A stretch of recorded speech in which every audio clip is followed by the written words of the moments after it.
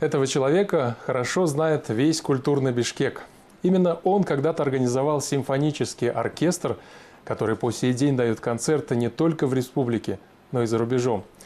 А если вы спросите в Бишкеке, кто начал развивать культурную жизнь столицы, вам назовут только одно имя – Малдыбай Каипов.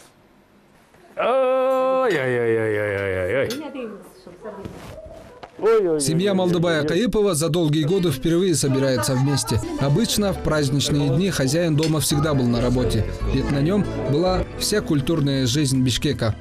Бывали мысли, что все празднуют, а он работает. Хотелось, чтобы в праздничные дни он был дома. Но что мы можем поделать, если работа у человека такая?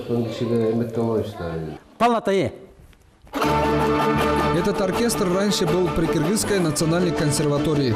По инициативе Малдыбая Каипова он получил статус симфонического оркестра народных инструментов при мэрии города Бишкек. Малдыбай Каипов, увидев, что есть готовый оркестр, взял и все сделал, как положено. Издал постановление о том, что надо создать оркестр. Если честно, это очень большой труд. Некоторые даже не осилят такое.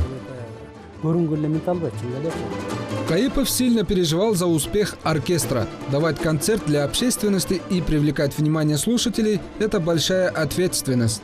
Потому что для Малдыбая была важна любая мелочь. Даже перед выступлением он мне говорил: «Бакыт, проследи за обувью артистов, чтобы не было грязно». Если человек до такой мелочи следит и переживает, значит, он сильно болеет за коллектив, за их будущее.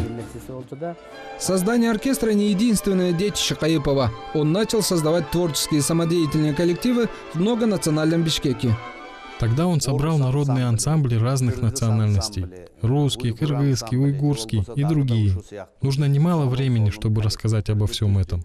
По этой части он очень потрудился.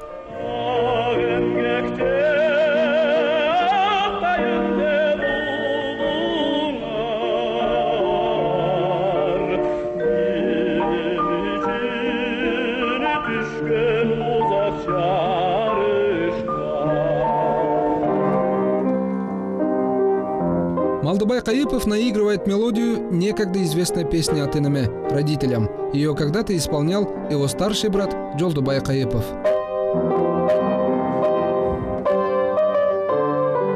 Почти не проигрывается. Музыка для Малдыбая Каипова стала когда-то жизненным ориентиром. 40 лет назад он успешно окончил Институт искусств по специальности хор и дирижирование. Свою карьеру он начинал в музыкальной школе города Токмак. Каипов хотел, чтобы его дети приобщились к музыке. Я отдал Алмаза и Чингиза в музыкальную школу в Токмаке на пианино. Чингиз едва смог закончить 7 классов музыкальной школы. Закончил, но серьезно не занялся музыкой. Но и Малдыбай не стал известным музыкантом. В городе Токмак заметили его организаторские способности и его пригласили заняться развитием культуры. А в 2000 году его назначили руководителем городского управления культуры Бишкека. И тут он полностью погрузился в рутину организационных вопросов. Я однажды зашел к мэру Керимкулову и начал жаловаться на то, что здание управления находится в цоколе пятиэтажного здания, что там темно, и мы с утра до вечера работаем при искусственном освещении. Малдыбаю приходилось решать любые вопросы, начиная от здания, заканчивая печатной машинкой. На собрании сидишь и смотришь, как все вытаскивают свои бумаги. Они у всех набраны на компьютере и распечатаны через принтер. А я сижу и думаю, вытаскивать из портфеля бумаги или нет. Но печатная машинка не единственное, что смущало Малдыбая в его работе. Тогда в столице Кыргызстана почти все чиновники ездили на новеньких служебных машинах, и у руководителя управления культуры в какой-то момент стало стыдно, что ему приходится передвигаться на старенькой «Волге». Когда проходили собрания в мэрии, смотришь, руководители других структур подъезжают на новеньких или на более-менее таких отечественных служебных машинах. Мне на самом деле стало стыдно, когда закрываешь дверь, а она с первого раза не закрывается или там же глохнет. Потом я стал просить водителя остановить, не доезжая до здания мэрии, и доходил пешком. Несмотря на такие условия работы, Малдыбай взялся за дело. При нем в Бишкеке были отремонтированы 10 музыкальных школ, 29 библиотек, 7 музеев и 4 дома культуры. Нельзя говорить только «я». Мы поставили правильные задачи перед руководством. Просто нужно знать, как поставить правильные задачи и правильные требования. Тогда каждый постарается правильно их решить. В итоге нас поддержали городская мэрия и Горкинеш, за что я им благодарен. Дом культуры восстановили, команда собрана. И Малдыбай взялся за организацию культурных мероприятий. Проверить свои способности ему удалось на празднование 125-летия Бишкека. Тогда только в массовке было собрано 3500 человек, в основном молодежь из учебных заведений. Стадион был полностью забит, все танцуют и поют.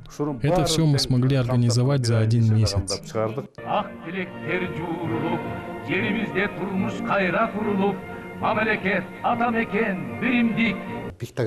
Пиктограмма называется «Живая красивая картина». Мы ее хотели сделать и сделали. Было потрачено много усилий на нее. Спустя 4-5 месяцев после проведения этих мероприятий мы подумали, как мы все это смогли сделать. Сейчас даже страшно вспомнить. Сейчас Малдыбай лишь вспоминает свои мероприятия. Он вложил много лет своей жизни в развитие культуры Кыргызстана и решил уйти на пенсию. Не хочется растрачивать то уважение, которое было завоевано с трудом. Хочется передать хорошую работу в руки хорошего человека, особенно молодым специалистам. Папа, как вы поживаете? Все хорошо? Как ваше здоровье? 65-летний Малдыбай Каепов с выходом на пенсию стал чаще видеться с родными. Его родителям уже 90 лет, и они воспитали 9 детей. Но им с трудом верится, что их сын Малдыбай уже пенсионер. Сильно удивляешься, когда понимаешь, что твой вчерашний ребенок уже выходит на пенсию. Я думала, он же еще молодой, а оказывается не замечала, что дети доросли до такого возраста. Отмечали 50-летие и так далее, а я, оказывается, относилась к нему как раньше. Теперь поняла, что дети стали с нами наравне. Малдыбай Каепов и на пенсии не сидит без дела. Сейчас он руководит музеем имени Токтогула Сатылганова при Бишкекском управлении культуры и туризма. И у него уже много идей, как привлечь сюда посетителей и разнообразить культурную жизнь бишкекчан.